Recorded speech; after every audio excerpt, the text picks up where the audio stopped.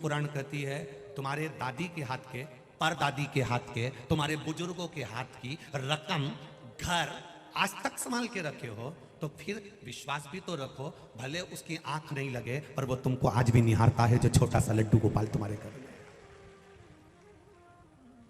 नागपुर के पल्लोड़ परिवार, जिनके घर में चोर ने चोरी कर ली, ठाकुर जी के मंदिर में प्रवेश कर गया, चांदी के बर्तन थे, चमकदार लड्डू गोपाल की मूर्ति थी, उसको लगा ये सोने की होगी, चोर ठाकुर जी को भी ले गया, चांदी के बर्तन भी ले गए।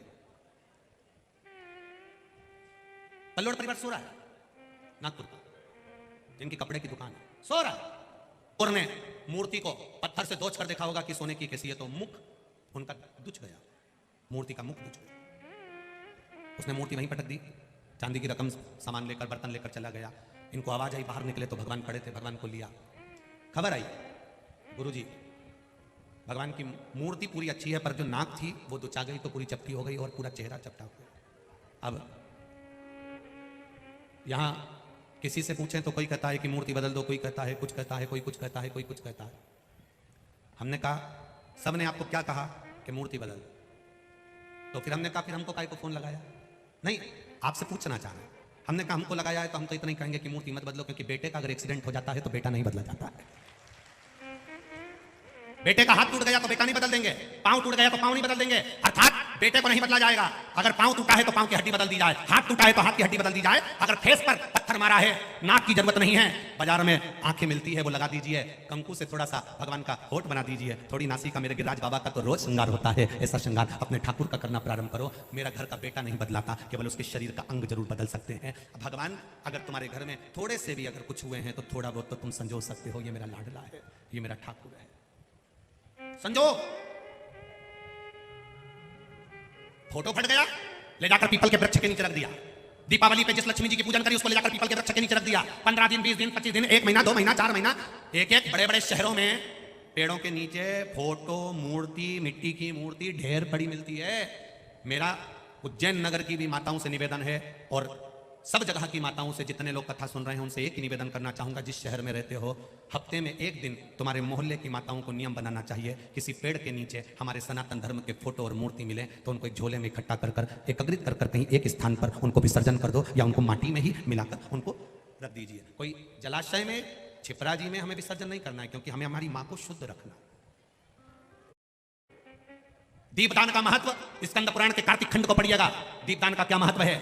दिया पुश्ते में रखकर, डब्बे में रखकर, कार्तिक के महीने में मां छिपरा के जल में छोड़ने से मां छिपरा कभी प्रसन्न नहीं होगी। तुम्हारी सास बैठी है और तुम उसके दिया उसके सिर पे धर के जला के धर दे, थोड़ी देर में हवा चली, डब्बा जल गया, डब्बा जला, मां छिपरा का जल, मां छिपरा चीख रही है मैं जल रही हूं, मैं जल रही हूं, और तुम खुश हो रहे हो, मेरा दिया बहकर इतनी दूर जा रहा है।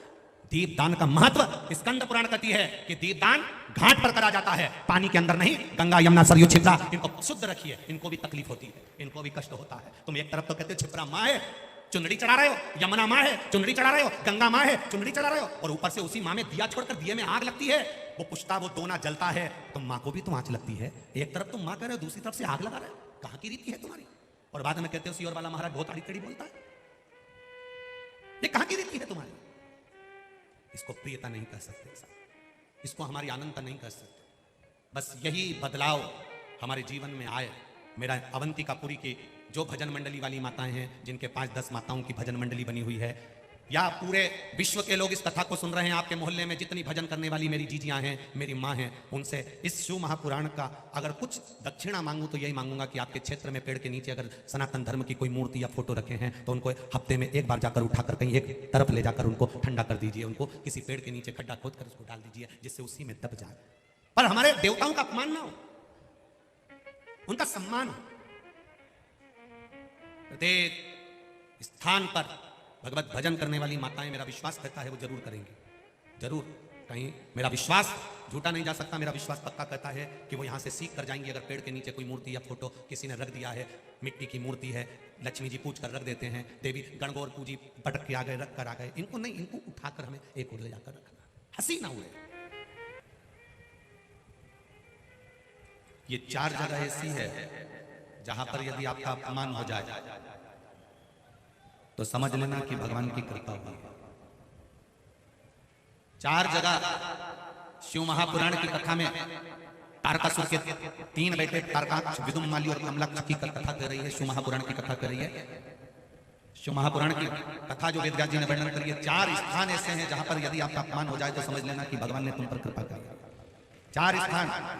पहले नंबर का, माता, घर की माँ अगर तुम्हारा अपमान कर दे, अपशब्द कह दे, ताने दे दे, गाली दे दे, आड़ा टेढ़ा बोलकर तुम्हारा अपमान कर दे, तो समझ लेना कुछ परमात्मा की कृपा हुई है, तेरा भाग्य चमकने वाला। दूसरे नंबर पर पिता, घर का पिता अगर आपका मान लो किसी भी रूप में अपमान कर देते हैं या शब्द कह देते हैं या आड़ा टेढ़ा कर देते हैं तो बुरा नहीं मानना। पिता किसी पुत्र का यदि अपमान कर देता है, अपने पुत्र का यदि शब्द कह भी देता है तो बेटे का भाग्य बदल देता है पिता के अपमान से। तीसरा, शिक्षक, गुरु, जिस गुरु की दृष्टि में कपट ना हो, छल ना हो, बेईमानी ना हो, वो गुरु अगर अपमान भी कर देता है, तुमको शब्द अपशब्द कह भी देता है, तो वो तुम्हारी किस्मत को बदल देता है। स्वयं गुरु द्रोणाचार्य का चरित्र पढ़ना, जिस गुरु ने कितना कितना कहा और बेटे वो शिष्य उसका जीवन का निर्णय। चौथे नंबर का, शिव महापुराण की कथा में गए हो, शंकर की चौखट पर गए हो, मंदिर में गए हो, देवालय में गए हो, तुम बहुत ऊंचे पद पर क्यों ना हो और वहां पर भी अगर कोई तुम्हें धक्का मार दे या शब्द कह दे या कुछ तुम्हारा अपमान कर दे तो समझ लेना परमात्मा ने तेरे को अच्छा चुनकर उन्नति की ओर बढ़ाया।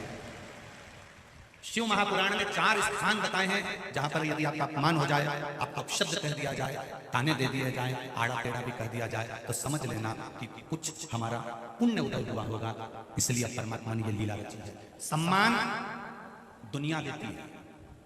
सम्मान कौन देता है? जम के बोलो जरा। दुनिया देती है। घर के लोग सम्मान देंगे, परिवार वाले सम्मान देंगे, रिश्तेदार सम्मान देंगे, कुटुंब वाले सम्मान देंगे, समाज वाले सम्मान देंगे। अच्छा काम करोगे तो दुनिया के लोग सम्मान देंगे। सम्मान दुनिया के लोग देते हैं और अपमान मेरा महादेव देता है खुद। क्यों देता है? प्रसंग तुम्हारे भीतर भी एक प्रश्न जागृत होना चाहिए कि महादेव अपमान क्यों देता है, उसका कारण क्या है? क्या कारण?